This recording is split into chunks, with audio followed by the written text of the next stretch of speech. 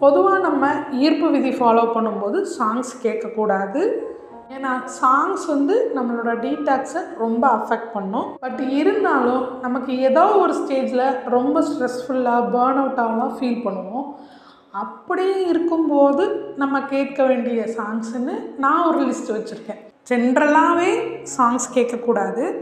அப்படியே கேட்டோம்னாலும் நம்மளோட தாட்ஸை டிஸ்டர்ப் பண்ணாத மாதிரியான சாங்ஸை தான் கேட்கணும். ஸோ இதில் நிறைய கன்ஃபியூஷன் வரும். எனக்கு பிடிச்ச இந்த சாங் உங்களுக்கும் பிடிச்சிருந்தா அதை கமெண்ட்டில் சொல்லுங்கள். இந்த சாங்ஸ் எல்லாம் கேட்கும்போது நமக்கு ஒரு டிவைன் ஃபீலிங் கிடைக்கும். உங்களுக்கு அந்த சாங்ஸ்லாம் பிடிச்சிருந்தா அதை கேட்டு பாருங்கள். நீங்கள் என்ன ஃபீல் பண்ணுறீங்கிறத கண்டிப்பாக கமெண்ட்டில் சொல்லுங்கள்.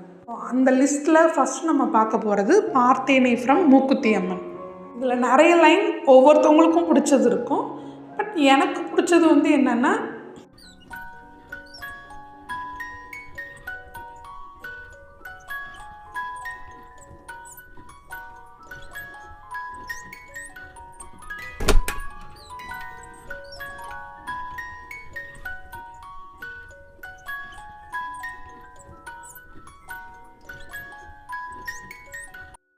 இது என்ன மாதிரி ஒரு லைன் பாருங்கள்.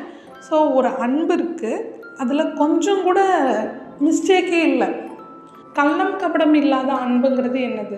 எந்தவித எதிர்பார்ப்பும் இல்லாத அன்பை தான் சொல்ல வராங்க. ஒரு குழந்தை உங்களை பார்த்து சிரிக்குதுன்னு வச்சுக்கோங்களேன், பதிலுக்கு நீங்களும் அதை பார்த்து சிரிப்பீங்க.